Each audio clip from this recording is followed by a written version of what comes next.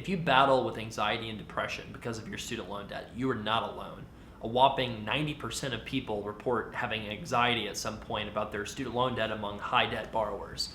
The good news is there's something that you can do to help yourself and not feel so worried and just really down about this debt that can sometimes feel like a trap. The first thing I would do is, if you're in school or you have access to resources on campus, I would go to a mental health counselor on campus. These offices have been really invested in over the past several years with a lot of the struggles that our generation has had with mental health, and they're free in a lot of cases because they're paid for out of your student fees. So you should absolutely make use of those free resources. Also, if you are employed, a lot of big employers will offer free counseling services, and usually they'll keep it confidential. So you really should not feel any stigma at all about going to counseling and getting some help from a professional counselor if you need it. Also, if you are in a situation where you really feel like you need to talk to somebody, I would recommend texting the crisis line 741-741.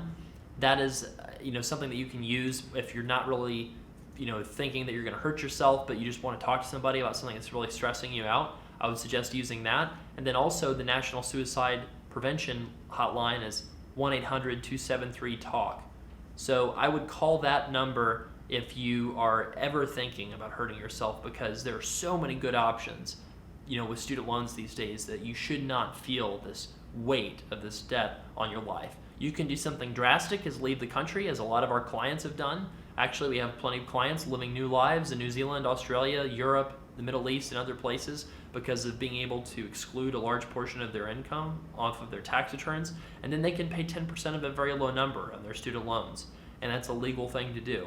You can also try to get on different repayment programs like income-driven repayment. There's never a reason why your student loans should be the cause of anxiety and depression. If that's the case, you need to seek out help from a professional if it's a mental health related thing, or if you're just feeling worried, you can reach out to someone like us. We've done thousands of plans for borrowers, studentloanplanner.com/help to get more information, and then just share the kind of worry that you've had about your student loans if you want to share in the comments below.